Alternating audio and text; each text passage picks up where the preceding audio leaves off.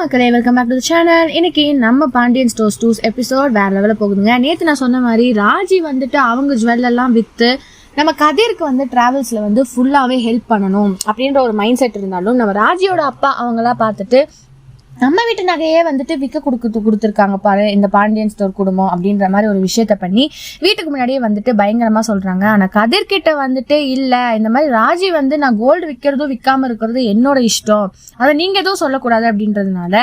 ஆனால் கதிர் வந்து சக்திவேல் வந்து பிளேம் பண்ணதை வச்சுட்டு அவங்களும் வந்துட்டு பயங்கரமாக ஒரு மாதிரி பேசி ராஜியை ரொம்பவுமே டென்ஷன் பண்ணி விட்டுறாங்க. ஸோ கதிர் வந்துட்டு என்னடா அவரும் புரிஞ்சுக்கலையான்ற மாதிரி ஒரு நாள் போனாலும் நம்ம மீனாவும் கோமதியும் வந்துட்டு ரொம்பவுமே என்னடா இது அப்படின்ற மாதிரி அவங்க கல்யாண விஷயத்துல இருந்து எல்லா விஷயத்தையுமே வந்துட்டு பேச ஆரம்பிச்சிடறாங்க.